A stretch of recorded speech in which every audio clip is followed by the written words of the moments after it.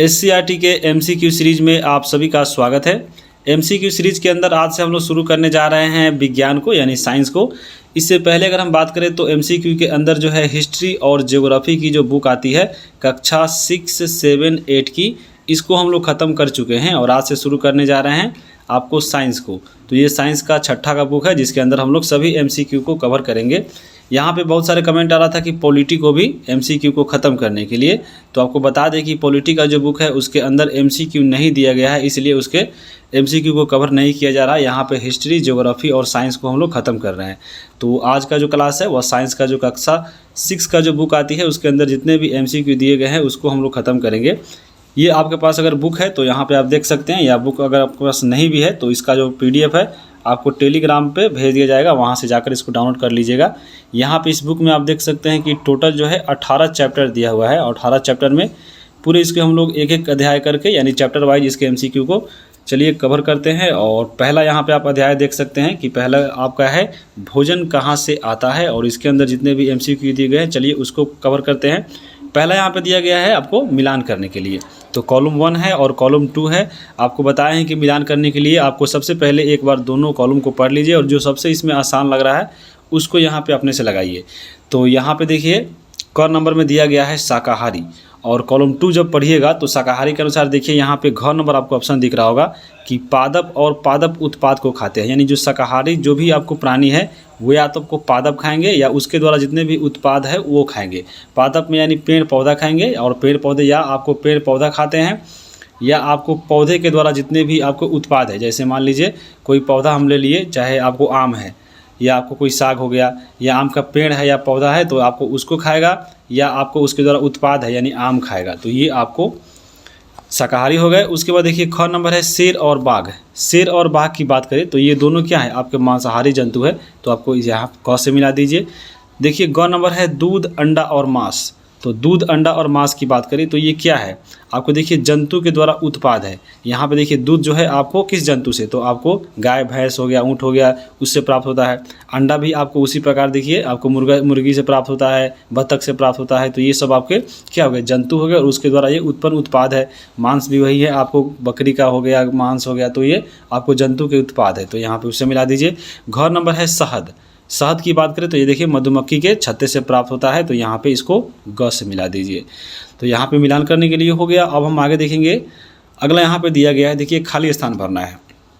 तो सबसे पहला आपका सवाल है कि हम में शक्कर खाली स्थान से प्राप्त होता है। शक्कर मतलब यहाँ पे चीनी, तो हम लोग चीनी कहाँ से प्राप्त करते हैं, तो चीनी जो होता है वह गन्ना से बनता है। यहाँ पे उपरोक्त यहाँ पे दिया हुआ इसी के अंदर से भरना है। तो यहाँ पे देखिए आपका शक्कर जो प्राप्त होता है हमें गन्ना से प्राप्त होता है, तो यहाँ पे आपको गन्ना आंसर इसका हो जाएगा। उसके बाद देखिए 2 नंबर आपका सवाल है कि बंदर खाली स्थान जंतु है।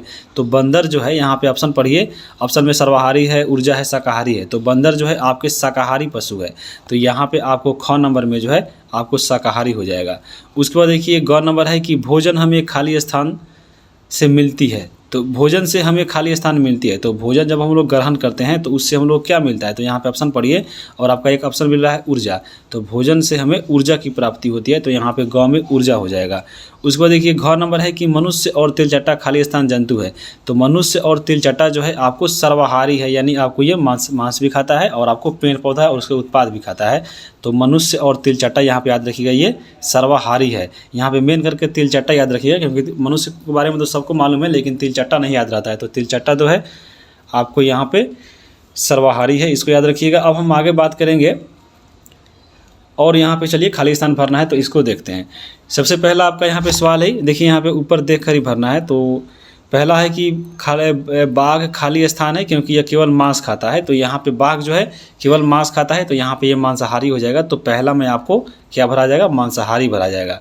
उसके बाद देखिए 2 नंबर है कि हिरन केवल पादप उत्पाद खाता है इसलिए इसे कहते हैं। तो हिरन केवल देखिए पादप उत्पाद खा रहा है, तो हिरन को इसलिए शाकाहारी बोलते हैं। तो यहाँ पे आप शाकाहारी भर दीजिए, तो ये आपका आंसर हो जाएगा। उसके बाद देखिए 3 नंबर है कि तोता केवल खाली स्थान उत्पाद खाता है। तो यहाँ पे ऑप्शन देखिए, और यहाँ पे क्या लिखा हुआ है, तो तोता जो है आपको केवल पादप उत्पाद खाता है, यानी आपको देखिएगा वो मांसाहारी नहीं है, आपको शाकाहारी है तोता। और पादप के द्वारा जितने भी उत्पाद है, चाहे देखिएगा अमरूद खाता है, तो अमरूद खाता है तो वह पादप के जो आपका अमरूद का पेड़ है उसका उत्पाद है, तो यहाँ पे पादप उत्पाद हो जाएगा। और यहाँ पे आपको पादप भर दीजिए, किसमें, तो ग में। घ नंबर है कि जो खाली स्थान हम पीते हैं वह प्रायः गाय भैंस बकरी से प्राप्त होता है। तो हम लोग पीते हैं, क्या पीते हैं? जो गाय भैंस बकरी से मिलता है तो वह पीते हैं हम लोग। ऑप्शन देखिए, दूध पीते हैं। तो यहाँ पे घ में दूध हो जाएगा। तो यहाँ पे हो गया। अब हम आगे बात करेंगे अध्याय 2। अध्याय 2 में अगर हम देखें तो आपको मिल रहा होगा पहला क्वेश्चन कि आलू में उपस्थित होता है। तो ऑप्शन पढ़िए, मंड, प्रोटीन, वसा और खनिज लवण। तो आलू जब खाते हैं तो आलू में आपको यहाँ पे स्टार्च की प्राप्ति होती है, जिसे लोग मंड बोलते हैं। तो यहाँ पे आपको पहला का क इसका राइट आंसर हो जाएगा। 2 नंबर है आपको कि घेंगा रोग किसकी कमी से होता है? तो घेंगा जो रोग होता है वो आपको विटामिन सी की कमी से होता है। तो यहाँ पे ऑप्शन नंबर 1 हो जाएगा, विटामिन सी की कमी से घेंगा रोग होता है। 3 नंबर आपका सवाल है यहाँ पे कि रुक्षांश के मुख्य स्रोत है। तो यहाँ पे आपको रुक्षांश क्या है? तो रुक्षांश आपको जो होता है वह रेशा इसको बोलते हैं। यहाँ पे रेशा के मुख्य स्रोत है। जब देखिएगा आप ये कहाँ पाया जाता है तो आपको देखिएगा सब्जी में, जैसे आपको सब्जी खाते हैं देखिएगा नेनुआ का या थोड़ा मतलब ऐसा सब्जी खाते हैं साग सब्जी, तो देखिएगा आपको जब ज़्यादा बुढ़ा जाता है, आपको ज़्यादा मतलब एज का हो जाता है आपको लौका या आपको नेनुआ, तो देखिएगा उसमें रेशा पाया जाता है। तो वही आपका रेशा है। तो यहाँ पे उसी को बोलते हैं रुक्षांश। तो यहाँ पे रुक्षांश के मुख्य स्रोत क्या है? तो यहाँ पे आपको देखिए ऑप्शन है चावल। तो चावल में तो मिलता नहीं है आपको शोर वाला सब्जी यानी रुक्षांश। बेसन में भी नहीं मिलता है, जल में भी नहीं मिलता है। ताजे फल और सब्जी जो है उसमें मिलता है रुक्षांश। तो यहाँ पे रुक्षांश के मुख्य स्रोत हो गए। यहाँ पे रुक्षांश से जो है आपको कोई एनर्जी नहीं मिलता है। यहाँ पे रुक्षांश जो है आपको बस मान लीजिए कि आपको ये जो है आपको ज़्यादा सहायता करता है आपको भोजन को बाहर निकालने में। तो यहाँ पे ग का जो है ऑप्शन नंबर 4 हो जाएगा। घ नंबर आपका यहाँ पे सवाल है कि भोजन में मंड परीक्षण के दौरान टिंचर आयोडीन के हल्के घोल की बूंद मिलाने पर खाद्य पदार्थ का रंग बदल जाता है। तो यहाँ पे देखिए भोजन में जब अगर हम बात करें, जब भोजन करते हैं और उसमें पता करना है कि उसमें मंड है कि नहीं, स्टार्च है कि नहीं, तो उसके लिए जो आपको इसमें आयोडीन डालते हैं, अगर उसमें आपका मंड है यानी स्टार्च है तो उसका कलर जो है नीला हो जाता है। तो यहाँ पे घ का जो है क्या हो जाएगा? राइट आंसर नीला हो जाएगा। यहाँ पे याद रखिएगा कि भोजन में अगर हम मंड की यानी स्टार्च की जो है परीक्षण करते हैं कि उसमें है कि नहीं, अगर उसमें में आयोडीन डालते हैं तो उसका कलर जो है नीला हो जाता है। तो ये से आपको याद रखिएगा। और वहीं आपको बुक जब पढ़िएगा तो उसमें प्रोटीन की भी जांच करने के लिए दिया था कि आपको भोजन में जो है प्रोटीन की जांच कैसे होती है। तो प्रोटीन की जांच में आपको जो डाला जाता है जो भी उसमें, तो उसको अगर डालते हैं तो उसका जो कलर है वह बैगनी हो जाता है। तो यहाँ पे याद रखिएगा, अगर बैगनी कलर हो जाता है तो वह प्रोटीन की जांच होगी, अगर वह नीला हो जाता है तो वह मंड की जांच होगी। तो यहाँ पे नीला पूछा है तो नीला में जो है हम लोग मंड की यानी स्टार्च की जांच करते हैं। तो इसलिए घ का आंसर आपका पहला हो जाएगा। अंग नंबर है कि ऊर्जा देने वाले पोषक तत्व कहलाते हैं। तो ऊर्जा देने वाले जो आपको पोषक तत्व है वह कौन होते हैं? तो यहाँ पे देखिए वसा है तो वसा से भी मिलता है, कार्बोहाइड्रेट से भी मिलता है, यानी दोनों से मिलता है। तो ऑप्शन नंबर 3 में दोनों दिया गया है कि वसा और कार्बोहाइड्रेट, ये दोनों से जो है आपको ऊर्जा मिलता है खाने से। बाकी आप देखिएगा अगर प्रोटीन खाते हैं, विटामिन खाते हैं तो ऊर्जा आप उसके माध्यम से जो है आपको ऊर्जा नहीं मिलता है। लेकिन यहाँ पे ऊर्जा देने वाला पूछा है तो ऊर्जा देने वाला जो भोजन है वसा और कार्बोहाइड्रेट होता है। और इस दोनों में अगर हम बात करें सबसे ज़्यादा कौन देता है ऊर्जा, तो आपको ऑप्शन में रहे तो सबसे ज़्यादा आपको वसा देता है। तो क्योंकि वसा सबसे ज़्यादा आपको ऊर्जा देता है तो यहाँ पे पूछा है। लेकिन क्या? तो आपको दोनों, तो यहाँ पे ऑप्शन नंबर दोनों आपको 3 नंबर हो जाएगा। आगे देखिए यहाँ पे मिलान करने के लिए दिया गया है। पहला मिलान है कि विटामिन ए। तो विटामिन ए और यहाँ पे देखिए आपको इधर रोग दिया हुआ है। तो विटामिन ए की कमी से जो है दृष्टिहीनता यानी आपको रतौंधी बीमारी होती है जो रात में नहीं दिखता है। तो आपको पहला का क्या हो जाएगा? अंगा हो जाएगा। 2 नंबर है विटामिन बी। तो विटामिन बी की कमी से जो है बेरी रोग होता है। तो आपको यहाँ पे घ से मिला दीजिए। विटामिन सी है, विटामिन सी की बात करें तो विटामिन सी की कमी से क्या होता है? तो स्कर्वी रोग होता है। तो आपको क से मिला देना है। विटामिन डी की बात करें तो विटामिन डी से जो है रिकेट्स बीमारी होता है। तो यहाँ पे इसको ख से मिला दीजिए। और अंगा है आयोडीन, तो आयोडीन की कमी से जो है घेंगा रोग होता है। तो यहाँ पे अंगा को ग से मिला दीजिए। तो आपका ये हो जाएगा। आगे चलते हैं हम लोग। आगे देखिए यहाँ पे जो 2 सवाल है आपको दिया था, खाली जो है यहाँ पे सही है गलत उसको भरने के लिए। तो पहला आपको यहाँ पे सवाल है कि केवल चावल खाने से हम अपने शरीर की पोषण की आवश्यकताओं को पूरी कर सकते हैं।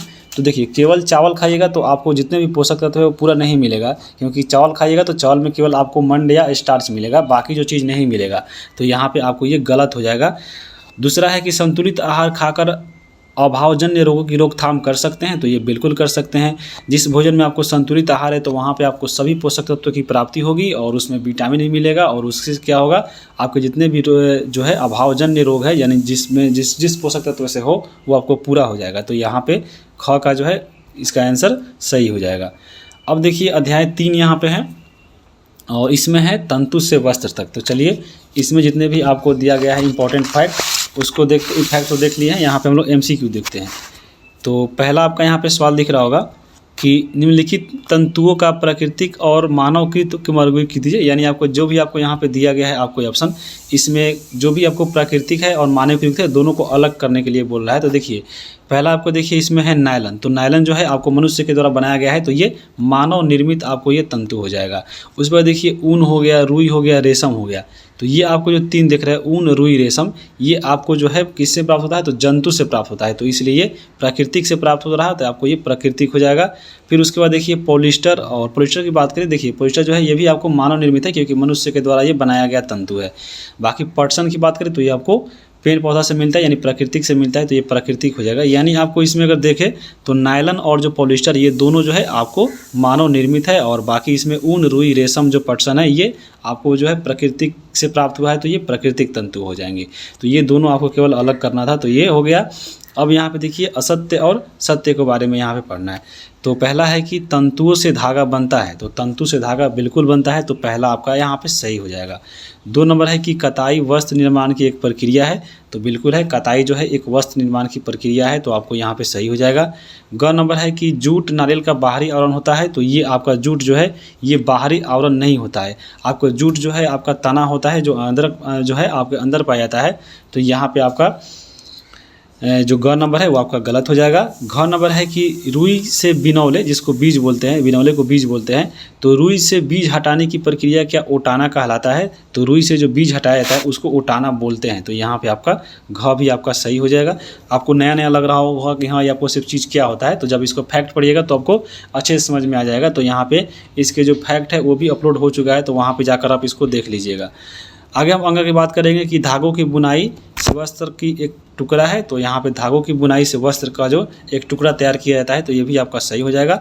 4 नंबर सवाल है कि रेशम तंतु किसी पादप के तने से प्राप्त होता है, तो रेशम जो है किसी तने से प्राप्त नहीं होता है। जो रेशम होता है आपको ये जीवों से प्राप्त होता है। देखिएगा रेशम कीट आता है, तो यहाँ पे रेशम कीट से प्राप्त होता है रेशम, न कि किसी पादप के तने से प्राप्त होता है, तो यहाँ पे ये गलत हो जाएगा आपका 4 नंबर। आगे हम बात करेंगे पॉलिस्टर एक प्राकृतिक तंतु है, तो बिल्कुल सही है क्योंकि पॉलिस्टर जो है आपको पॉलिस्टर आपका जो है ये मानव निर्मित तंतु है, यहाँ पे प्राकृतिक तंतु नहीं है, क्योंकि पॉलिस्टर जो है आपको यहाँ पे मानवों के द्वारा बनाया गया है, तो यहाँ पे पॉलिस्टर प्राकृतिक नहीं, आपको क्या हो जाएगा, ये आपको यहाँ पे लिख दीजिए मानव निर्मित, तो इसलिए आपको ये जो अंगा नंबर सवाल है यहाँ पे गलत हो जाएगा। आगे हम चलेंगे, अब यहाँ पे देखिए खाली स्थान भरना है। खाली स्थान में है कि क में कि खाली स्थान और खाली स्थान जो है पादप तंतु से प्राप्त होता है, यानी आपको पेड़ पौधे से कौन सा जो है तंतु प्राप्त होता है, तो यहाँ पे देखिए पेड़ पौधे से अगर कपास है तो कपास से प्राप्त हो जाएगा, और फिर आपको जो जूट से है उससे भी जो है आपको तंतु प्राप्त होता है, तो ये आपको कपास और जूट भर सकते हैं, या आपको जो भी आपके पादप के द्वारा जैसे एग्जाम में देखिएगा जो ऑप्शन रहेगा उसके अनुसार यहाँ पे भर लीजिएगा। ख नंबर है कि खाली स्थान और खाली स्थान जंतु से मिलने वाला तंतु है। तो देखिए जंतु से कौन कौन मिलता है, तो एक आपका हो गया रेशम, क्योंकि ये रेशम कीट से मिलता है, और दूसरा यहाँ पे भर लीजिए ऊन। तो ऊन जो है आपको देखिएगा चाहे वो आपको बकरी हो या भेड़ हो उससे प्राप्त होता है, तो यहाँ पे रेशम और ऊन भर दीजिए, तो ये हो जाएगा। अब हम बात करेंगे आगे 4 नंबर आपका यहाँ पे है सही विकल्प चुनने के लिए। चलिए इसको देखते हैं।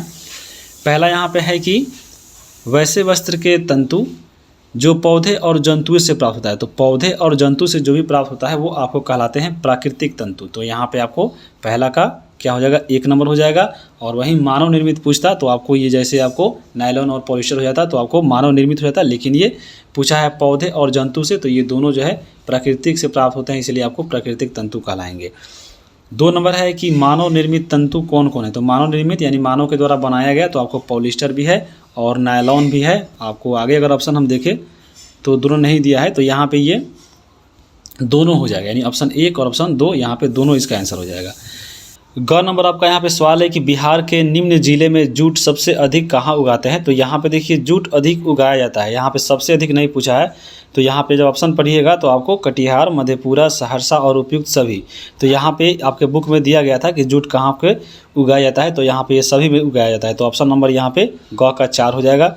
उसके बाद घ नंबर सवाल है कि रेशों से धागा बनाने की प्रक्रिया क्या कहलाती है? तो रेशा से धागा बनाने की प्रक्रिया जो है कताई कहलाती है। तो यहाँ पे आपको घ का 1 हो जाएगा। अगला नंबर है कि धागे से वस्त्र बनाने की विधि कौन कौन है? तो आपको 2 विधि बताए थे जब आपको फैक्ट पढ़ रहे थे, तो वहाँ पे एक बुनाई था और बंधाई था, यानी आपको यहाँ पे इसका आंसर 3 नंबर होगा, यानी आपको बुनाई और बंधाई से जो है धागे के वस्त्र को तैयार किया जाता है। आगे हम बात करेंगे 5 नंबर आपका, तो 1 नंबर क्वेश्चन है, तो इसको देख लेते हैं कि 5 नंबर है कि रुई तथा जूट पादप के किन भागों से प्राप्त होता है? तो रुई जो प्राप्त होता है, आपको रुई कहाँ से मिलता है? ये आपको देखिए, ये आपको रुई हम लोग का जो है फूल से प्राप्त होता है, क्योंकि बहुत सारा जो कपास, देखिए कपास के रुई होता है, तो कपास का जो है हम लोग रुई से जो है अब उसका जो कपास का फूल है तो आपको उससे रुई हमको प्राप्त करते हैं। तो रुई जो है यहाँ पे फूल से प्राप्त होता है। जबकि यहाँ पे एक और है कि जूट, तो जूट को देखिए प्राप्त होता है, वो जूट आपको तना से प्राप्त होता है। जूट का जो पौधा होता है आपको जो है पटसन, इसका तना से जो है हम लोग जूट यानी पटसन बनाते हैं। तो यहाँ पे आपको रुई जो है फूल से और पटसन जो है आपको तना से हो जाएगा। उसके बाद देखिए 6 नंबर सवाल है कि नारियल तंतु से बनने वाली 2 वस्तु की प्राप्त करें। देखिए नारियल तंतु से कौन कौन सा वस्तु बनता है? तो नारियल देखिएगा, नारियल का जो पेड़ होता है वो तो आपको एक रस्सी बना सकते हैं, और देखिएगा नारियल का रस, आपको नारियल का रस्सी और नारियल का आपको क्या आता है, झाड़ू भी आता है। तो ये आपको उसके तंतु से रस्सी और झाड़ू बनता है, तो यहाँ पे वो भी हो जाएगा। अगला चैप्टर अध्याय 4 है कि विभिन्न प्रकार के पदार्थ, और चलिए इसको हम लोग देखते हैं इसमें कौन कौन से आपको MCQ दिए गए हैं। तो पहला है कि खाली स्थान भरना है। इसमें जल में चीनी खाली स्थान है, तो जल में जो है आपको चीनी घुल जाता है, तो यानी आपको ये घुलनशील पदार्थ है, यानी आपको जल में चीनी जो है यहाँ पे घुलनशील है, तो यहाँ पे आप घुलनशील पदार्थ भर सकते हैं, आपके ऑप्शन में रहेगा तो यहाँ पे घुलनशील हो जाएगा। उसके बाद देखिए 2 नंबर है कि खाली स्थान पदार्थ से हम लोग होकर प्रकाश अंशतः पार हो जाता है। तो जिस चीज़ से आपको प्रकाश अंशतः पार हो जाता है उस वस्तु को हम बोलते हैं पारदर्शी, यानी आपको जिससे पार हो जाता है तो आपको पारदर्शी हो जाएगा, तो यहाँ पे पारदर्शी भर लीजिए 2 नंबर में। 3 नंबर में है कि कुछ गैसें जल में खाली स्थान है, तो कुछ गैसें जो जल में हैं आपको घुलनशील होते हैं, तभी तो आपको देखिएगा जो है मछली है आपको पानी के अंदर भी सांस लेता है, क्योंकि उसमें भी हवा होता है, और वहाँ पे कौन सा हवा होता है, तो ऑक्सीजन होता है। आपको पानी में ऑक्सीजन जो है घुली अवस्था में होती है, जिसके माध्यम से जो है मछली वहाँ पे सांस लेती है और ज़िंदा रहती है। तो यही आपको पूछा गया है कि कुछ गैसें जल में आपको घुलनशील होती है, तो यहाँ पे घुलनशील यहाँ पे भर लीजिए, जैसे ऑक्सीजन इसका उदाहरण हो जाएगा। और 4 नंबर आपका क्वेश्चन है कि कुछ पदार्थ ठंडे पानी में खाली स्थान और गर्म पानी में खाली स्थान घुलते हैं।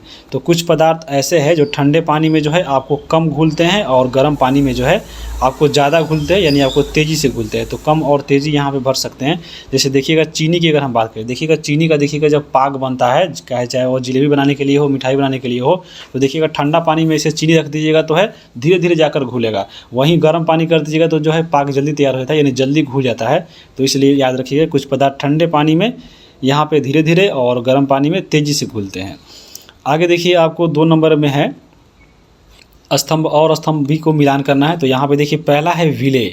विलेय मतलब क्या होता है? विलेय मतलब वह पदार्थ जो है मतलब पानी में घुल जाए। तो जैसे यहाँ पे आपको ऑप्शन पढ़िए, वो आपको देखिए नमक और चीनी देखते हैं। तो नमक और जो चीनी है आपको विलेय है, क्योंकि जैसे इसको पानी में रखिएगा धीरे धीरे यह घुलना शुरू हो जाता है, तो आपको ये विलेय पदार्थ हो गया।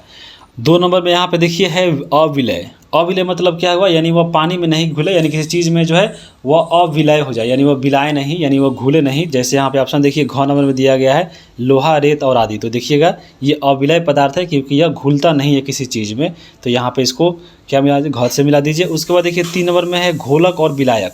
तो घोलक और विलायक क्या है? तो घोलक और विलायक होता है वह चीज़ जो अपने आप को दूसरे में, मतलब दूसरे चीज़ को अपने आप में घुला ले, यानी बिला ले। जैसे देखिए पानी की बात करें तो पानी क्या है? आपके घोलक और विलायक है, क्योंकि यह जो है दूसरी चीज़ों को अपने अंदर मिला लेता है, घुला लेता है, बिला लेता है। तो यहाँ पे ये जल जो है आपको घोलक है हो गए और विलायक हो गए। उसके बाद देखिए 4 नंबर है चमक। यहाँ पे चमकने वाले पदार्थ, चमक वाले पदार्थ जिसमें आपको चमक होती है। जैसे आपको चमक किसमें होती है? धातु में होती है, तो यहाँ पे इसको ख से मिला दीजिए। जल में विलीन गैस कौन है? तो जल में बताए हैं आपको जो है ऑक्सीजन विलीन गैस है, तो यहाँ पे आपको ग से मिला दीजिए। अब देखिए यहाँ पे खाली स्थान भरना है, चलिए इसको कवर करते हैं। पहला यहाँ पे है कि वे पदार्थ जो आसानी से दबाए और खरोचे जाते हैं वह होंगे कठोर या कोमल। तो आपको कोमल होंगे तभी तो उसको हम लोग दबाएंगे और आपको खरोच सकेंगे। उसके बाद देखिए 2 नंबर है कि हमारे हाथ में तैलीय, पेंट या अलकतरा लग जाता है तो उसको हम लोग साफ़ करते हैं। जल से साफ़ करेंगे तो होगा नहीं होगा, केरोसिन से साफ़ कीजिएगा तो वह साफ़ हो जाता है, तो आपको केरोसिन यहाँ पे हो जाएगा। उसके बाद देखिए 3 नंबर सवाल है कि वे पदार्थ जिनसे होकर वस्तुओं को देखा जाता है। तो जिन वस्तुओं को अगर हम किसी चीज़ से देख रहे हैं, अगर आर पार वाली वस्तु है, जैसे आपका शीशा है आर पार दिख रहा है, तो वह आपको पारदर्शी शीशा है तभी होगा। तो आपको अब पारदर्शी है यानी उसके अंदर से होकर प्रकाश आर पार जा रहा है तभी हम देख पा रहे हैं, तो यहाँ पे पारदर्शी हो जाएगा। उसी प्रकार देखिए वे पदार्थ जिनसे होकर वस्तुओं को नहीं देखा जाता है तो वो अपारदर्शी हो जाएगा, तो यहाँ पे अपारदर्शी हो जाएगा। आगे यहाँ पे 5 नंबर सवाल है कि पानी पर तैरने वाली वस्तु खाली स्थान तथा पानी में डूब जाने वाली वस्तु खाली स्थान होती है, यहाँ पे भारी और हल्की में से भरना है। तो देखिए पानी पर कौन चीज़ तैरती है, तो पानी पर वही चीज़ तैरेगी जो वह हल्की होगी। तो हल्की चीज़ें पानी में तैरती है तो पहले हल्की हो जाएगा, और बाद में देखिए पूछ रहा है पानी में डूब जाने वाली वस्तु, तो वह वस्तु डूबती है जो भारी होती है। तो पहले आपको हल्की और बाद में यहाँ पे भारी भर दीजिए तो हो जाएगा।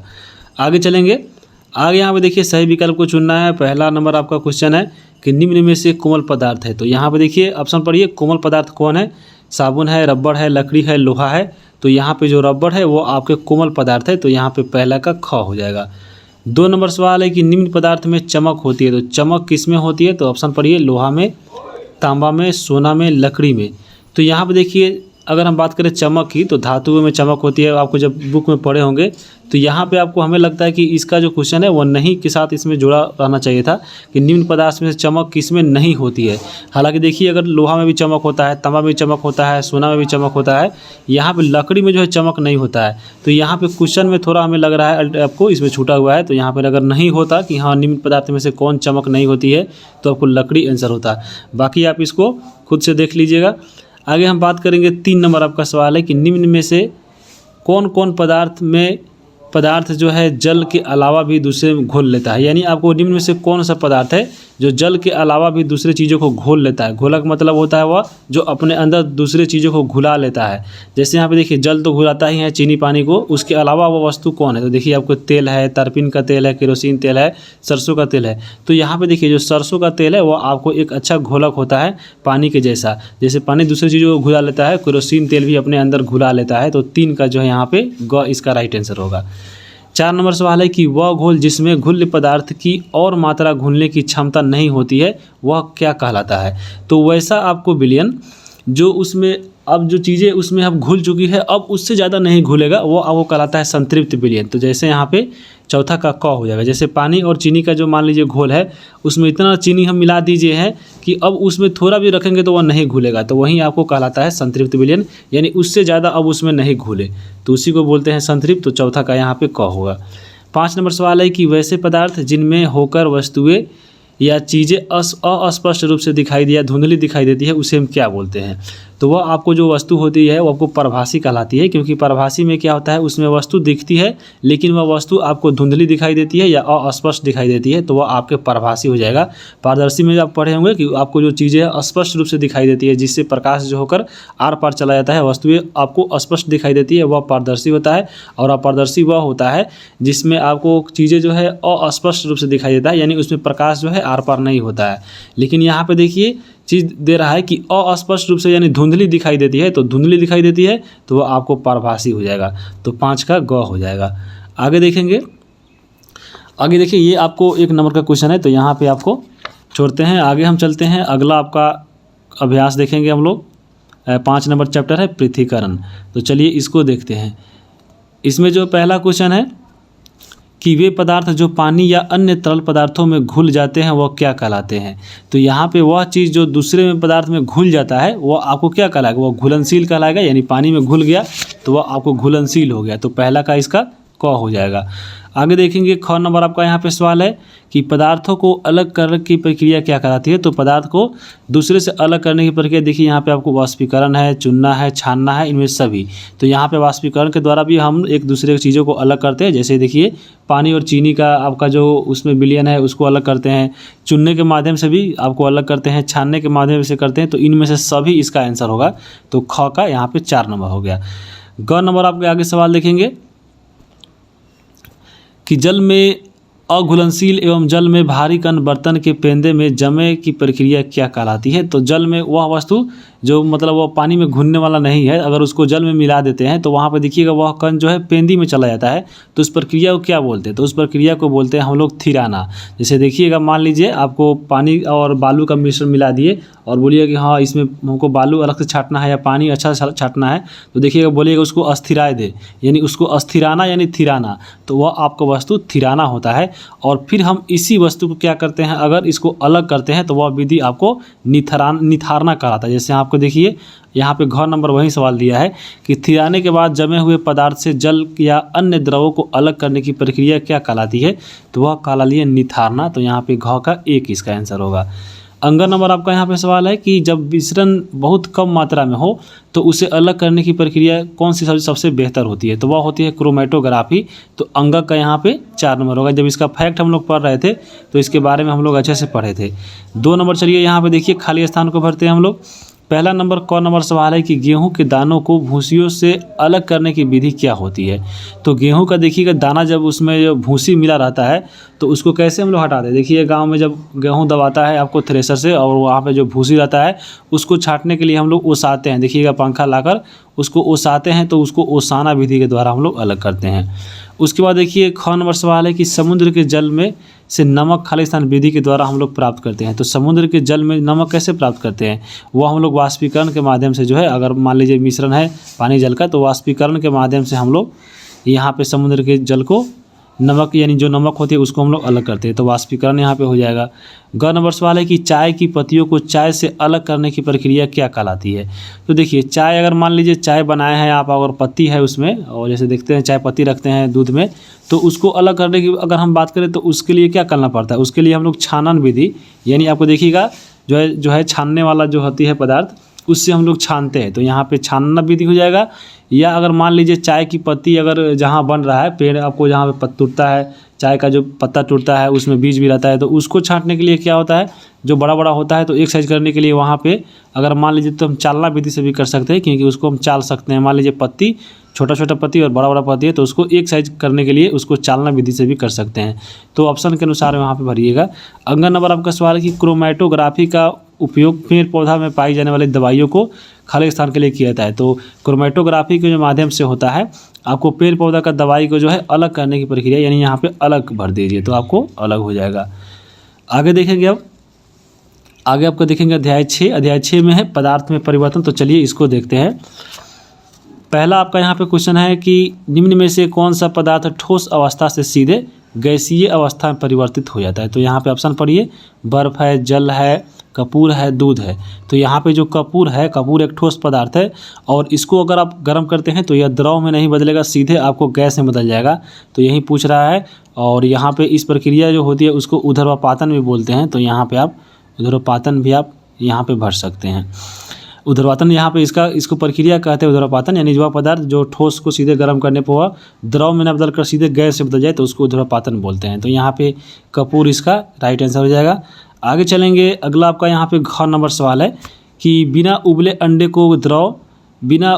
हुए अंडे का द्रव गर्मी पाकर बदल जाता है। तो देखिएगा जब अंडा लाइएगा खरीद कर, जब उसको बॉयल करते हैं तो वह आपको ठोस में बदल जाता है। तो यहाँ पे ख का 1 हो जाएगा।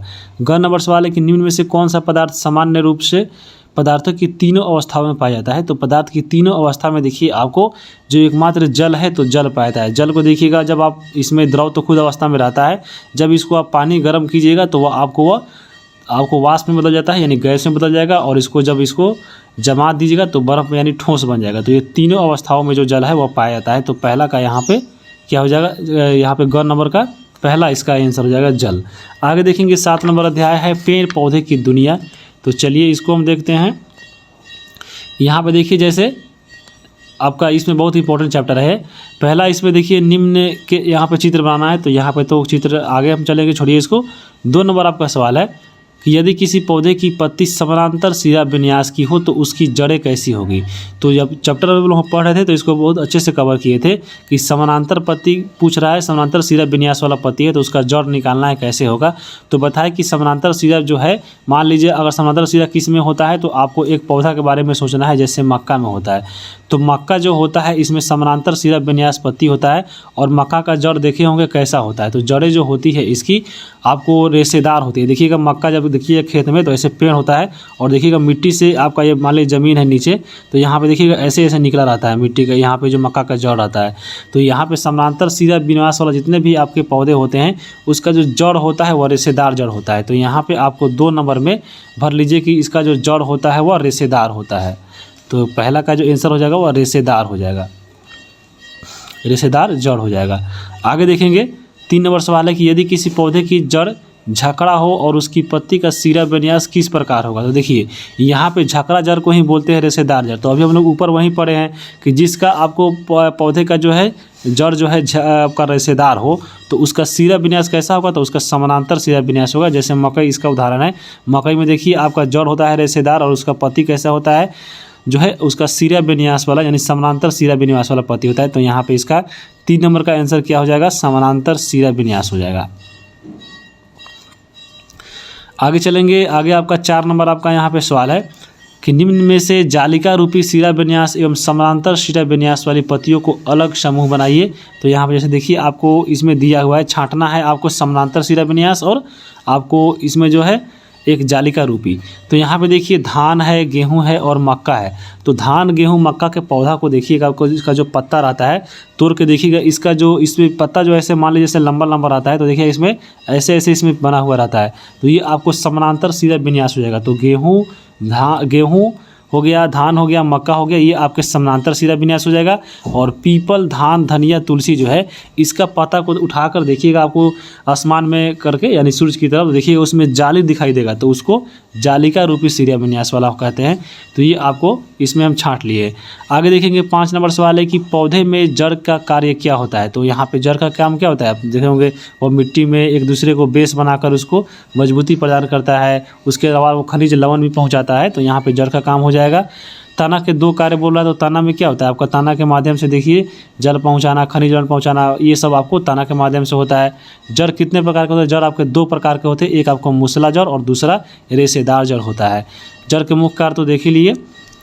उसके बाद आगे चलेंगे हम लोग, देखिए यहाँ पे 10 नंबर आपका सवाल है कि यदि किसी पौधे की जड़ें रेशेदार हो तो उसकी पत्ती सिरा विन्यास किस प्रकार की हो। देखिए यहाँ फिर रेशेदार हो गया, आपको पौधे का जड़ बोला, तो रेशेदार वाला पौधा कौन होता है, मक्का होता है। मक्का मन में सोच लीजिए, तो मक्का का जड़ कैसे होता है, मक्का का जड़ आपका देखे हैं ये आपका पूरा क्या होता है, आपको पूरा झकड़ा होता है, रेशेदार होता है, और इसकी पत्तियाँ जो होती है मक्का की वह समानांतर सिरा विन्यास वाली होती है। तो यहाँ पे इसका आंसर हो जाएगा समानांतर सिरा विन्यास। 11 नंबर आपको क्वेश्चन है कि यदि किसी पौधे की पत्ती जालिका रूपी सिरा विन्यास हो तो उसकी जड़ें किस प्रकार होगी। तो देखिए जालिका रूपी सिरा विन्यास पूछ रहा है, तो आपको मन में देख लेना है आम का पत्ता। आम का पत्ता देखिए होंगे वो आपका जाली रूपी होता है। देखिएगा आम का पत्ता को उठाकर सूर्य के प्रकाश में देखिएगा तो वो उसमें जाली रूपा दिखाई देता है। तो जिस पौधे में जो है आपको जालिका रूपी ऐसा पत्ता दिख रहा है तो उसका जो जड़ होगा वो आपको मूसला जड़ होता है। तो ये आपको मूसला जड़ इसका आंसर हो जाएगा। इसको अच्छे से समझने के लिए आपको फैक्ट वाला जो है इसका वीडियो जरूर देख लीजिएगा, वहाँ पे इसको देख लीजिएगा तो इसको और अच्छे से समझ में आ जाएगा। आगे देखेंगे 12 नंबर आपका क्वेश्चन है कि जड़ें मुख्यतः 2 प्रकार की होती है, एक आपका मूसला जड़ और दूसरा जो होती है भरना है तो दूसरा जड़ आपके रेशेदार जड़। तो मूसला और रेशेदार या इसी को झकड़ा जड़ बोलते हैं। तो यहाँ पे रेशेदार भरिए या झकड़ा जड़ भरिए। 6 नंबर आपका यहाँ पे सवाल है कि जड़ें मिट्टी से जल एवं खाली स्थान का अवशोषण करती है। तो जड़ें जो होती है मिट्टी में जल और खनिज लवण का अवशोषण करती है। तो यहाँ पे खनिज लवण भरा जाएगा। ग नंबर है कि पौधे को 3 वर्गों में बांटा जा सकता है। एक पहला इसमें शाख है, दूसरा है झाड़ी और तीसरा आपका इसमें वृक्ष हो जाएगा। तो यहाँ पे पौधे को 3 वर्गों में बांटा गया है, शाख, झाड़ी और वृक्ष के रूप में। घ नंबर सवाल है कि झकड़ा जड़ का दूसरा नाम क्या है। तो झकड़ा जड़ को ही बोलते हैं रेशेदार जड़। तो यहाँ पे रेशेदार हो जाएगा।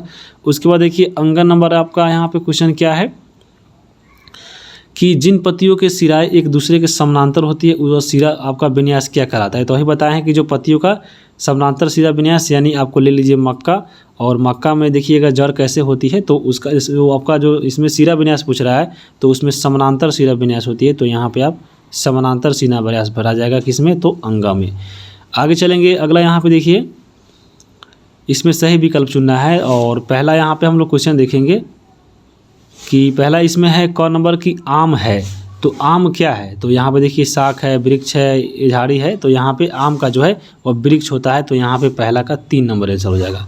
ख नंबर है कि पत्तियाँ जल का उपयोग बनाने के लिए करती है। तो पत्तियाँ जो है किसका मतलब क्या करती है पत्ती के माध्यम से? पत्ती के माध्यम से जो है पेड़ पौधा अपना भोजन बनाती है। तो यहाँ पे आपको जैसे देखिए भोजन है, वाष्पोत्सर्जन है, ऑक्सीजन है, या आपको सभी है। तो यहाँ पे पत्तियों का जो कार्य होता है वो आपको भोजन बनाने में भी होता है, वो आपको वाष्पोत्सर्जन के में भाग लेता है और उसमें ऑक्सीजन भी होता है। तो यहाँ पे आपको 4 नंबर इसका आंसर हो जाएगा, किसका? ख का 4 हो जाएगा। आगे देखेंगे हम लोग, क नंबर आपका सवाल है कि जल की बूंदें पत्तियों से जलवाष्प के रूप में निकालती है, इस प्रक्रिया को क्या कहते हैं? तो जल की जो बूंदें होती है, देखिएगा जलवाष्प के रूप में निकलता है धूप में, तो उसको हम लोग बोलते हैं वाष्पोत्सर्जन। तो यहाँ पे ग का पहला इसका आंसर हो जाएगा। आगे देखेंगे, घ नंबर आपका यहाँ पे सवाल है कि मक्के के बीज में ये मक्के की बीज जो होती है एक बीज पत्री होती है, अतः इसे खाली स्थान कहते हैं। तो यहाँ पे देखिए मक्के का जो बीज होता है बिल्कुल होता है एक बीज पत्री होता है। और अगर हम बात करें मक्का के बारे में तो इसका जड़ कैसे होता है? तो जड़ आपको पूछे तो वह झकड़ा होता है। तो यहाँ पे आपको रेशेदार या झकड़ा भर सकते हैं। और इसका अगर हम बात करें पत्ती कैसा होता है, तो मक्का का जो पत्ती होता है वह समानांतर सीधा विन्यास होता है। तो यहाँ पे अतः इसे कहते हैं, तो यहाँ पे या आपको समानांतर सीधा विन्यास वाला कहते हैं या आपको रेशेदार जड़ वाला पौधा कहते हैं, दोनों में से भर सकते हैं। तो घ नंबर देख लीजिएगा। आगे देखेंगे 8 नंबर है फूलों से जान पहचान। तो चलिए इसको देखते हैं और इसमें जितने भी इम्पोर्टेंट पॉइंट है इसमें क्वेश्चन उसको देखते हैं। तो पहला आपका इसमें है कि सही उत्तर चुनना है कि फूल का नर भाग क्या होता है। तो फूल का जो नर भाग होता है वह पुंकेसर होता है। तो पहला का 3 हो जाएगा। याद रखिएगा पुंकेसर जो है वह फूल का नर भाग है, और मादा भाग अगर पूछते तो स्त्रीकेसर जो होता है वह मादा का भाग होता है। लेकिन यहाँ पूछा है किसका? तो नर का, तो इसका आंसर पुंकेसर हो जाएगा। यहाँ पे ख नंबर सवाल है कि देखिए फूल का मादा भाग तो आ ही गया, फूल का मादा भाग जो होता है वो आपको स्त्रीकेसर होता है। तो ख का क्या हो जाएगा? 3 नंबर आंसर हो जाएगा। आगे चलेंगे, अगला आपका यहाँ पे ग नंबर सवाल है कि ऐसा फूल जिसमें केवल पुंकेसर होते हैं स्त्रीकेसर नहीं होते हैं तो वो कहलाते हैं। तो देखिए यहाँ पे पुंकेसर यानी आपको केवल पुल्लिंग होते हैं, उसमें स्त्रीकेसर यानी जो है उसमें स्त्रीलिंग नहीं होती है, तो वो आपको कैसा फूल हो गया? तो उसमें एक ही लिंग है, तो इसलिए आपका ऐसा जो फूल कहलाता है उसमें एक लिंग है तो आपको एक लिंगी कहलाएगा, या आपको उसमें अगर दोनों लिंग रहेगा तो दो लिंगी कहलाएगा। लेकिन यहाँ पे आपको पुंकेसर जो है नर भाग है तो आपको यह नर पुल कहलाएगा, कि इसमें आपको एक लिंगी नहीं दिया गया है। तो यहाँ पे पहला का आंसर इसमें इसका ग का आंसर आपको नर फूल हुआ, क्योंकि पुंकेसर जो होता है वह पौधे का आपको नर भाग है, तो इसलिए पुंकेसर है, तो यह आपको नर फूल कहलाएगा। वहीं आपको बोलता है कि इसमें केवल स्त्रीकेसर है, पुंकेसर नहीं है, तो स्त्रीकेसर केवल इसमें स्थित है तो आपको मादा फूल होता है, लेकिन पुंकेसर स्थित है तो वह नर फूल हो जाएगा। तो एक का क्या हो जाएगा? आपको ग इसका आंसर हो जाएगा ग का। आगे देखेंगे, घ नंबर आपका सवाल है कि ऐसा फूल जिसमें पुंकेसर और स्त्रीकेसर दोनों हो। तो यहाँ पे देखिए आपको अगर हम बात करें तो पुल्लिंग भी आ गया और आपको स्त्रीलिंग, ये दोनों अगर स्थित है तो उसको फूल को हम लोग बोलते हैं द्विलिंगी फूल। तो यहाँ पे घ का क्या हो जाएगा? 2 नंबर आंसर हो जाएगा। आगे देखेंगे, अंगन नंबर सवाल है कि पूर्ण फूल के कितने भाग होते हैं। तो पूर्ण फूल में जो होते हैं वह 4 भाग होते हैं। 4 भाग कौन कौन से होते हैं? आपको अंकुरी, पंखुड़ी, पुंकेसर और स्त्रीकेसर। तो वैसा अगर फूल में चारों पार्ट है तो वो उसको बोलते हैं पूर्ण फूल। और पूर्ण फूल में यहाँ पे 4 चीज़ें पाई जाती है, कौन कौन? तो आपको यहाँ पे जैसे लिख सकते हैं अंकुरी, उसके बाद पंखुड़ी, उसके बाद आपका स्त्रीकेसर, और एक और आपका होता है पुंकेसर। तो यहाँ पे पुंकेसर हम लिख देते हैं। तो ये आपका मान लीजिए अगर किसी फूल में चारों ये पार्ट है तो समझ लीजिए वह पूर्ण फूल है, वरना उसे हम लोग अपूर्ण फूल बोलते हैं। अगर चारों में से कोई भी अगर उसमें स्थित नहीं है तो उस फूल को हम लोग बोलते हैं अपूर्ण फूल, और ये चारों अगर उसमें है तो उसको बोलते हैं पूर्ण फूल। तो यही पूर्ण फूल के कितने भाग होते हैं? तो 4 भाग होते हैं। आगे चलेंगे हम लोग, अगला आपका यहाँ पे जैसे क्वेश्चन है कि सभी द्विलिंगी क्या फूल पूर्ण होते हैं। तो ये आपका गलत है। द्विलिंगी में आपको केवल स्त्रीकेसर और पुंकेसर आएगा, लेकिन फूल पूर्ण में भी बताए हैं कि 4 पार्ट आपको होना चाहिए। क्या? तो आपका अंकुरी, पंखुड़ी, पुंकेसर और स्त्रीकेसर। तो ये गलत हो जाएगा। ख नंबर है कि सभी पूर्ण फूल द्विलिंगी होते हैं। तो ये आपको बिल्कुल सही होते हैं, क्योंकि पूर्ण फूल में 4 पार्ट आता है और द्विलिंगी में 2 ही आता है जो इसमें स्थित है पहले से। तो यहाँ पे ख का इसका सही आंसर हो जाएगा। ग नंबर यहाँ पे आपका है कि फूलों की अंकुरियाँ आपस में जुड़ी हो तो पंखुड़ियाँ भी आपस में जुड़ी होती है। तो ये आपका गलत है, ये जुड़ा जरूरी नहीं है। तो यहाँ पे ग हो जाएगा। 9 नंबर है जंतुओं में गति। तो इसको चलिए देखते हैं, और पहला इसमें अगर क्वेश्चन देखें तो सही विकल्प चुनना है। और पहला इसमें क नंबर सवाल है कि शरीर का अंग जहाँ से मुड़ता है उसे क्या कहते हैं, तो शरीर का जहाँ से अंग है जहाँ से मुड़ता है तो उसके हम लोग संधि या जोड़ बोलते हैं। इस दोनों होगा इसका आंसर। तो यहाँ पे क का क्या हो जाएगा 3 नंबर हो जाएगा, यानी पहला और दोनों होगा। ख नंबर यहाँ पे है कि शरीर की अस्थियों का ढांचा कहलाता है, क्या कहलाता है, तो शरीर के जो अस्थियों का ढांचा है उसे कंकाल तंत्र बोलते हैं। तो ख का इसका एक आंसर हो जाएगा। आगे चलेंगे। ग नंबर है कि ऊपरी जबड़े एवं खोपड़ी जो होती है जिसे कपाल बोलते हैं उसमें कौन सी संधि होती है, तो उसमें होती है अचल संधि। यहाँ पे ग का इसका क्या हो जाएगा 2 नंबर हो जाएगा। घ नंबर सवाल है कि निम्न में से किस जीव की अस्थियाँ खोखली किंतु मजबूत होती है, तो आपको पक्षी जो है आपको इसका जो हड्डी होती है यानी वो खोखली होती है और वह मजबूत होती है, तभी खोखली होने के कारण ही जो है उसका वजन कम होता है और वह आकाश में उड़ पाता है। तो यहाँ पे घ का किस क्या हो जाएगा 2 नंबर आंसर हो जाएगा। अंगर नंबर आपका सवाल है कि निम्न में से कौन सा जीव मिट्टी खाता है, तो मिट्टी आपके कौन खाता है, तो ऑप्शन देखिए सांप, मछली, छिपकली या केंचुआ। तो केंचुआ जो होता है वह मिट्टी खाता है और इसलिए इसको केंचुआ को किसान का मित्र बोलते हैं और यह मिट्टी को भुरभुरा बनाता है। तो अंगा का क्या हो जाएगा आपको 3 नंबर आंसर हो जाएगा। आगे चलते हैं हम लोग। आगे यहाँ पे देखिए खाली स्थान भरना है, तो चलिए इसको देखते हैं। पहला नंबर आपका यहाँ पे सवाल है क नंबर कि अस्थियों की संधियाँ शरीर की खाली स्थान में सहायता करती है। तो अस्थि की जहाँ पे मुड़ा रहता है, संधि रहता है, वो आपको जो शरीर की जो गति प्रदान करता है, यानी उसी के माध्यम से हम लोग आगे पीछे घूमते फिरते हैं। तो यहाँ पे संधियों के माध्यम से घूमते हैं, तो यहाँ पे आपका गति हो जाएगा, गति करने में यानी चलने में सहायता करती है।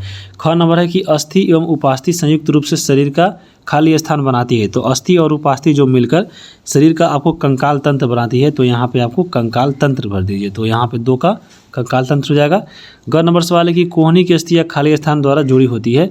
तो कोहनी की जो देखिएगा अस्थि होता है वो आपको कब्जा जो संधि होता है, जैसे कोहनी में होता है कि एक तरफ मान लीजिए कोहनी है आपका, ये हाथ है और यहाँ पे जोड़ है, तो कोहनी को देखिएगा एक तरफ ही, यानी आपको केवल इतने से इतना के बीच में जो है आप घूम सकते हैं। आपको यह नहीं कि इसको पीछे ऐसे या आपको ऐसे कर लीजिएगा। तो कोहनी की जो हड्डी होती है वो आपको कब्जा संधि के रूप में काम करती है। तो यहाँ पे कब्जा संधि के द्वारा जुड़ी होती है, तो यहाँ पे आप कब्जा भर दीजिएगा, कब्जा संधि।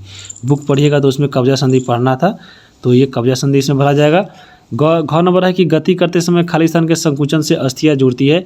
तो आपको गति करते के समय देखिएगा जो मांसपेशी होती है, मांसपेशी के जो आपका संकुचन होता है उसी के माध्यम से जो है आपका जो है हड्डी है वह आपको इधर उधर घूमता है। तो मांसपेशी के संकुचन से हो जाएगा, तो यहाँ पे घ का मांसपेशी भराएगा। आगे देखेंगे आपका इसमें सत्य और असत्य भरना था। तो पहला नंबर है कि सभी जंतुओं की गति और चलन जो है बिल्कुल एक समान होती है। तो आपको एक समान नहीं होता है, तो पहला का गलत हो जाएगा। ख नंबर है कि उपास्थि अस्थि की अपेक्षा कठोर होती है। तो आपको ये गलत हो जाएगा, क्योंकि उपास्थि जो है अस्थि की तुलना में मुलायम होती है। जैसे कान की हड्डी उपास्थि है तो वह मुलायम होता है, और ऐसे हड्डी जो नॉर्मल वह हार्ड होता है। ग नंबर की बात करें तो अंगुलियों की अस्थियों में संधि नहीं होती है। तो ये आपका गलत है। अंगुलियों की जो संधि में आपको जो है इसमें संधि होती है, तभी तो हम लोग अंगुली मोड़ते हैं और किसी चीज़ को पकड़ते हैं। तो यहाँ पे ग का गलत हो जाएगा। घ नंबर है कि अग्रभुजा में 2 अस्थि होती है। तो ये आपको गलत हो जाएगा, अग्रभुजा में 2 नहीं, उससे ज़्यादा होती है।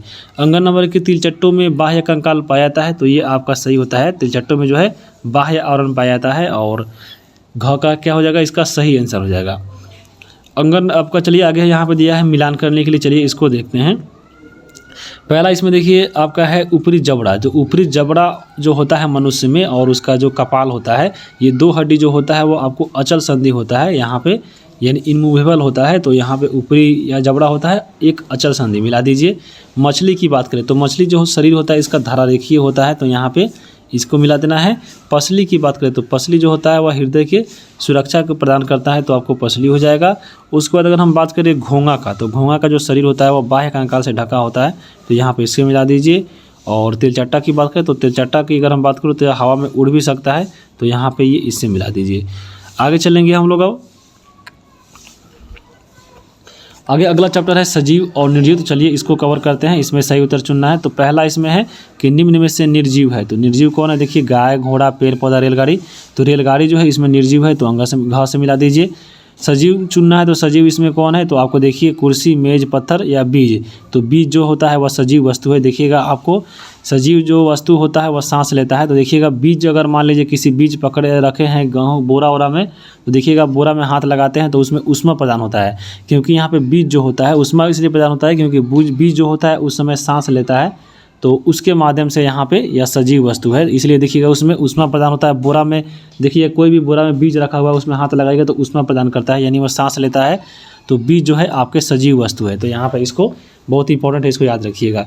ग नंबर है कि सजीवों के मुख्य लक्षण नहीं है, तो यहाँ पे क्या नहीं है, श्वसन है तो करता है सजीव, वृद्धि भी करता है, प्रजनन भी करता है, स्थिरता यहाँ आपको देखिए अगर हम बात करें तो सजीवों में जो है स्थिरता के लक्षण नहीं है, तो यहाँ पे इसका 4 नंबर आंसर हो जाएगा। घ नंबर है कि पौधे अपना भोजन निम्न में से किसके द्वारा बनाते हैं, तो पौधे जो है अपना भोजन बनाने के लिए वह प्रकाश संश्लेषण की विधि से बनाते हैं, तो यहाँ पे घ का 3 नंबर आंसर हो जाएगा।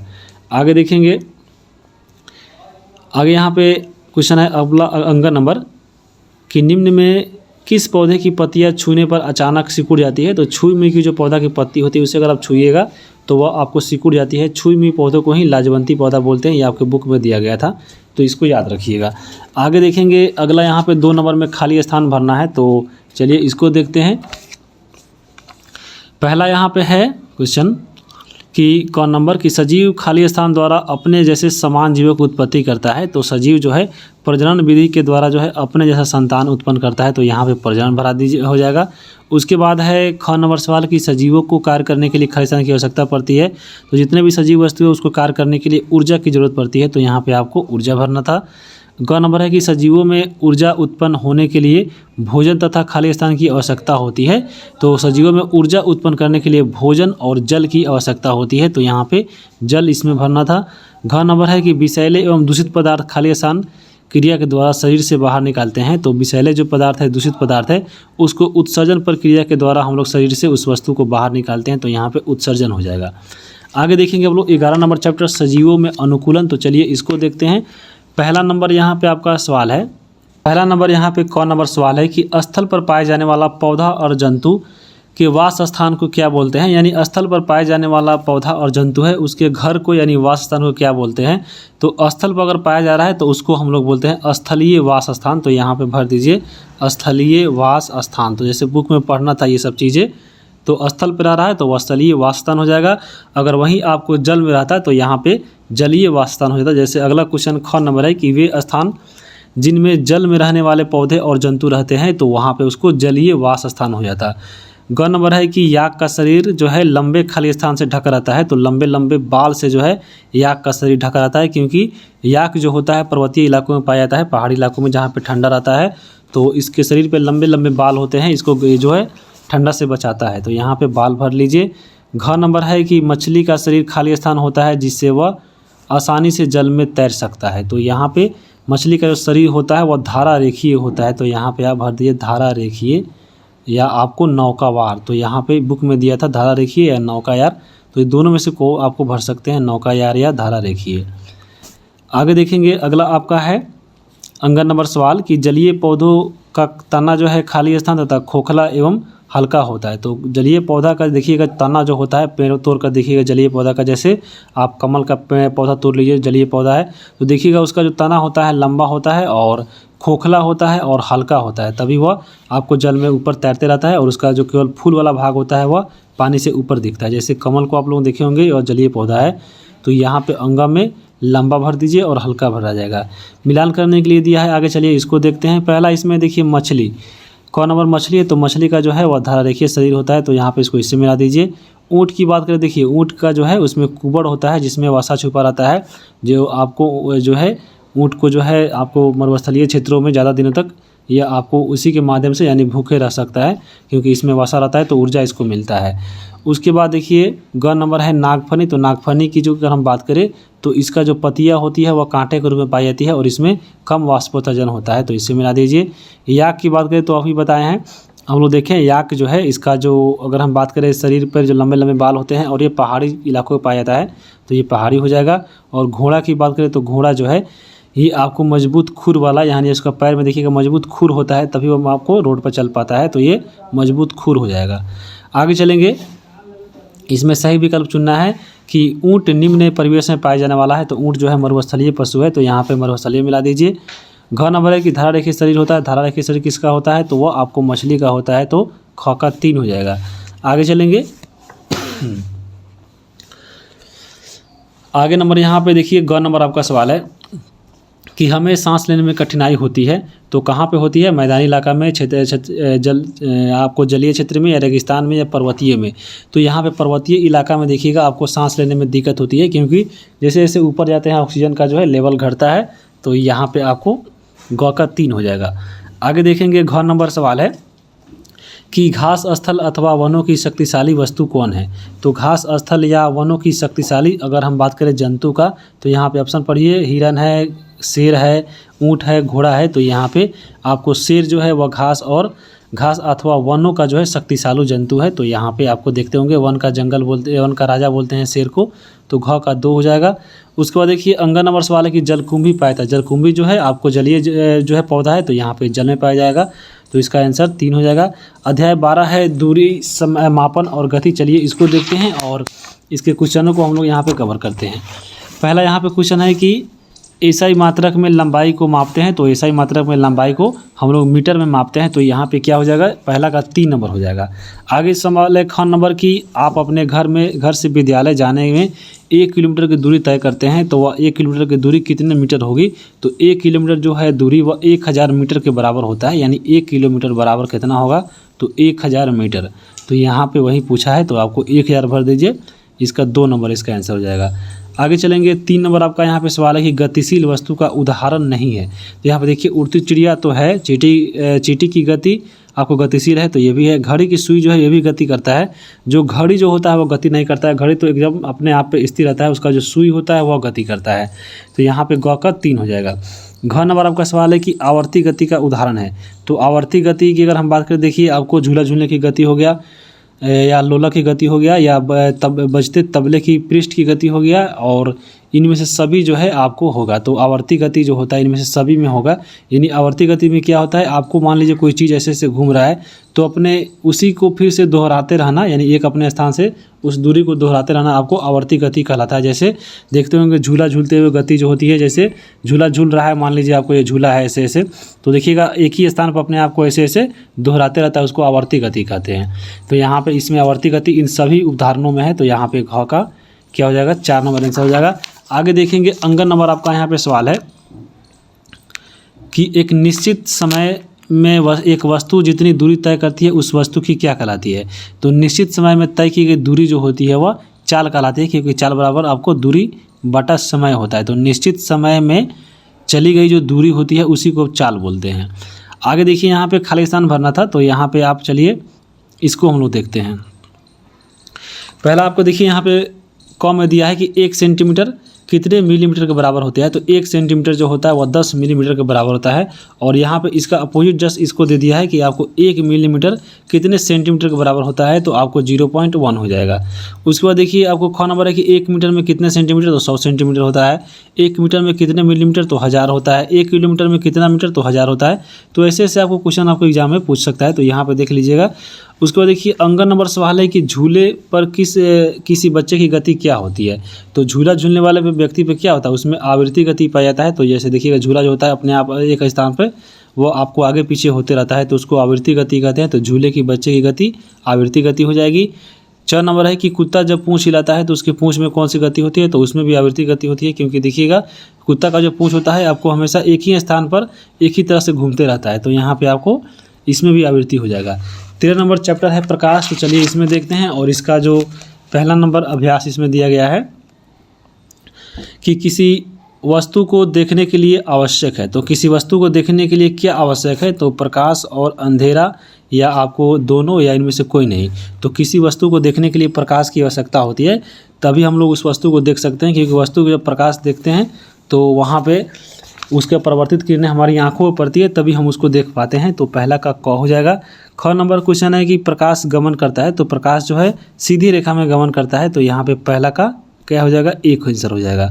ग नंबर आपका सवाल है कि प्रकाश स्रोत से पहला दर्पण पर पड़ने वाली किरण क्या कहलाती है। तो प्रकाश स्रोत से जो है दर्पण पर पहला जो किरण पड़ता है उसको क्या बोलते हैं, तो उसको हम लोग बोलते हैं आपतित किरण, और दूसरा से टकरा कर ऐसे जाता है तो उसको बोलते हैं परावर्तित किरण। तो यहाँ पे दर्पण पर पड़ने वाली पहली पूछी है, यानी पहला दर्पण पर पड़ने वाला किरण, तो वह आपतित किरण हो जाएगा। तो यहाँ पे ग का 2 नंबर आंसर हो जाएगा। वही पूछता है दूसरा किरण तो परावर्तित होता है, लेकिन पहला पूछा है तो आपतित किरण हो जाएगा। घ नंबर सवाल है कि जब किसी अपारदर्शी वस्तु को प्रकाश में रखते हैं तो वस्तु के दूसरी ओर प्रकाश नहीं जाता है, फलतः वह वस्तु अपनी तरह की आकृति बनाता है, तो उसे क्या बोलते हैं? तो उसे हम लोग बोलते हैं छाया। देखिए कि इस वस्तु प्रकाश से आ रही है और वहाँ पे उसमें प्रकाश आर पार नहीं हो रहा है, उस वस्तु को आप हाथ में देकर देखिएगा तो उसका छाया बनता है दूसरी तरफ, तो छाया ऐसा ही बनता है। तो यहाँ पे घ में छाया हो, इसका आंसर होगा। आगे यहाँ पे देखिए अंगन नंबर सवाल है कि छाया दिखाई दे सकती है, तो छाया कहाँ पे दिखाई देता है? देखिए दीवार पे, पर्दे पे, ज़मीन पर। तो छाया जो है उपयुक्त सभी में से यहाँ पे दीवार पे भी दिख सकता है, पर्दे पर भी, ज़मीन पर भी दिख सकता है। तो यहाँ पे अंग का क्या हो जाएगा? 4 नंबर आंसर हो जाएगा। 2 नंबर आपका यहाँ पे देखिए खाली स्थान भरना था। पहला नंबर है कि लकड़ी का टुकड़ा खाली स्थान होता है, यानी इसमें से भरना है पारदर्शी या पारदर्शी प्रभासी में से। तो लकड़ी का जो टुकड़ा है उसमें से प्रकाश जो है आर पार नहीं होता है, दूसरे वस्तु नहीं दिखता है, तो वह अपारदर्शी होगा। तो यहाँ पे क में अपारदर्शी भराएगा। उसके बाद ख नंबर है कि कांच का टुकड़ा खाली स्थान होता है। तो कांच का जो टुकड़ा आता है, अगर आप देखिए कांच के टुकड़ा से अगर हम बात करें तो वो आपको पारदर्शी होता है, क्योंकि कांच के टुकड़ा के माध्यम से हम लोग एक जो उसका प्रकाश होता है आपको आर पार हो जाता है, तो पारदर्शी हो जाएगा। ग नंबर है कि दर्पण में खाली स्थान बनता है। तो दर्पण में खाली स्थान से क्या हम लोग बनाते हैं? तो प्रतिबिंब बनाते हैं, तो यहाँ पे प्रतिबिंब हो जाएगा। घ नंबर है कि प्रकाश खाली स्थान रेखा में गमन करती है। तो प्रकाश जो है वह सीधी रेखा में गमन करती है, तो यहाँ पे घ में सीधी भरा जाएगा। अंगन नंबर है कि किसी वस्तु को देखते हैं खाली स्थान के कारण। तो आप किसी वस्तु को अगर हम देख पाते हैं तो उसका परावर्तन होता है, और उस परावर्तित किरण हमारी आंखों पर पड़ती है तो उसको हम देख पाते हैं। तो यहाँ पे किसी वस्तु को देखने के लिए परावर्तन होना जरूरी है, तो यहाँ पे परावर्तन हो जाएगा किसका? अंग का।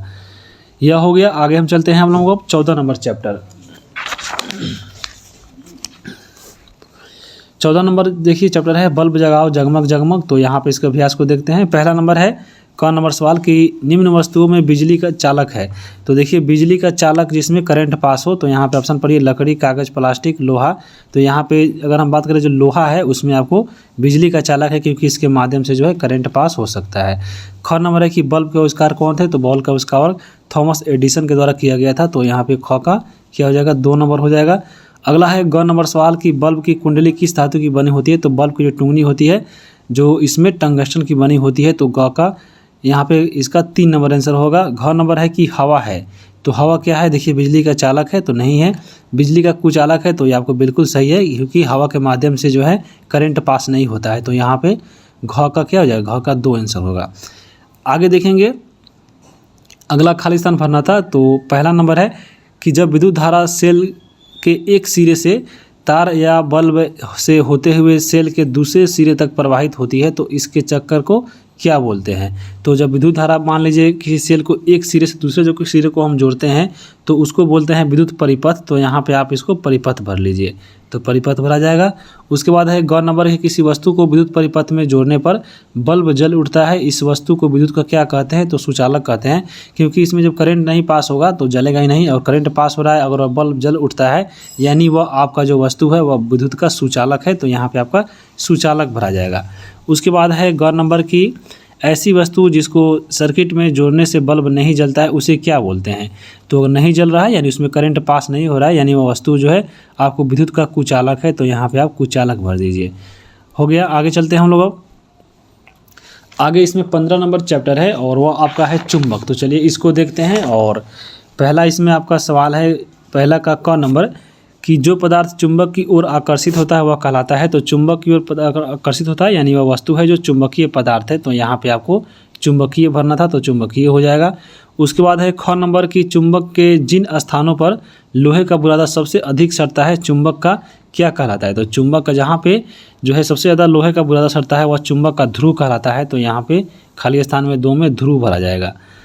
आगे देखेंगे ग नंबर है कि स्वतंत्र रूप से लटका हुआ चुंबक जो है सदा खाली स्थान दिशा में रुकता है।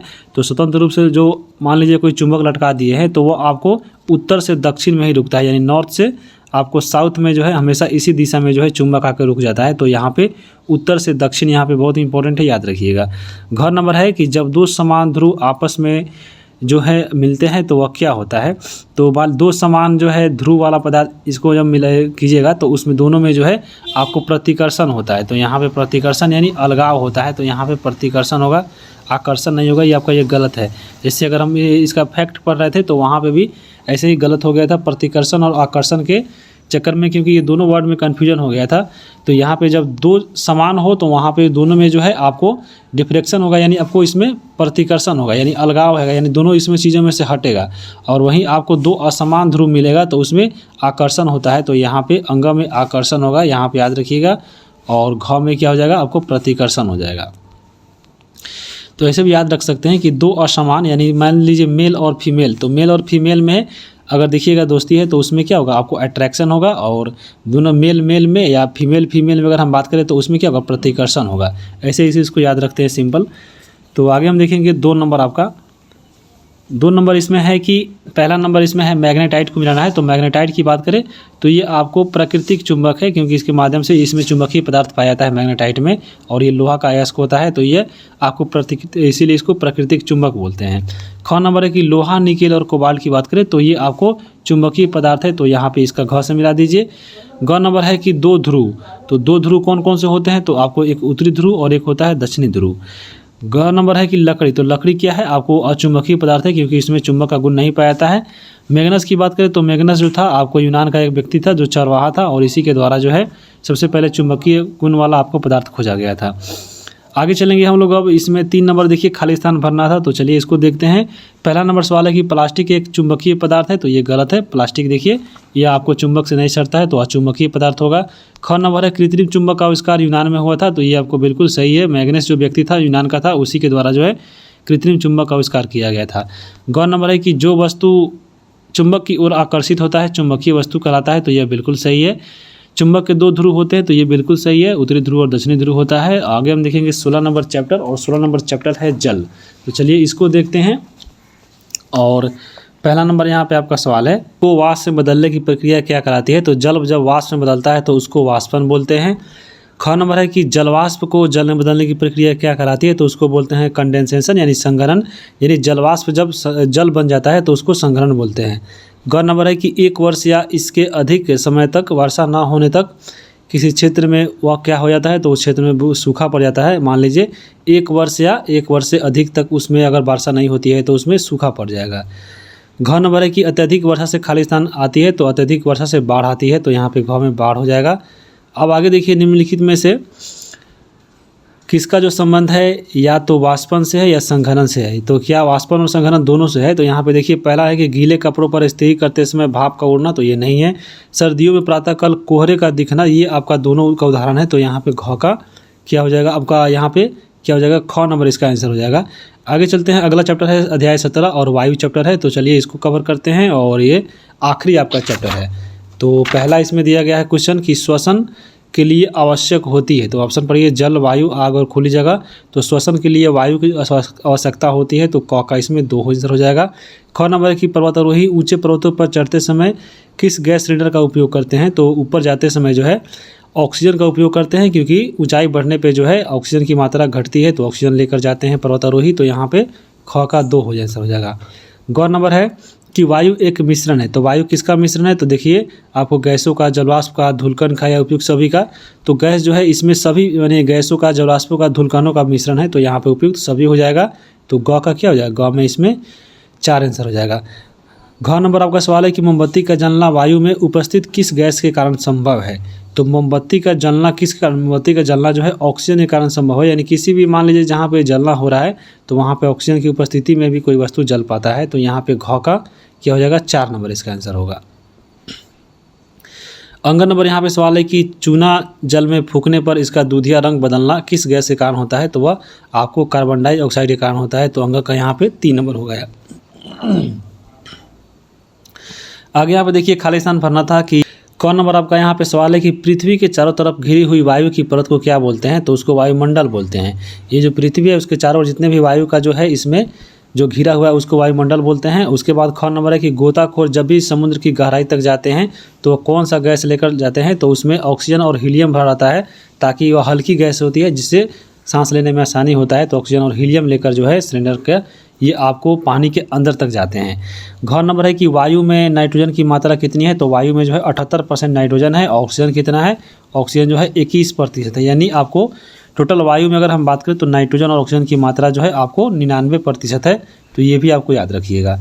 उसके बाद देखिए घ नंबर की हम बात करें तो पौधे श्वसन में खाली स्थान ग्रहण करते हैं। तो पौधे जो है श्वसन के दौरान जो है आपको कार्बन डाइऑक्साइड लेते हैं और ऑक्सीजन आपको छोड़ते हैं। अंगर नंबर है कि जो जीव पानी में रहते हैं और वे श्वसन के लिए पानी में घुली हुई किस गैस का उपयोग करते हैं, तो पानी में घुली हुई ऑक्सीजन का प्रयोग करते हैं। जैसे मछली की बात करें, जैसे मछली हो जाएगा। आगे देखिए अगला है अध्याय 18 ठोस कचरा प्रबंधन, और बाकी इसमें कुछ था नहीं, तो यहाँ पे यह चैप्टर ख़त्म होता है। और वीडियो कैसा लगा कमेंट करके बताइए। ये जो क्लास था आपको छठा का साइंस का था, आगे हम देखेंगे, कोशिश करेंगे कि 7 और 8 का भी जल्दी ही आ जाए। तो वीडियो देखने के लिए आप सभी को बहुत बहुत धन्यवाद।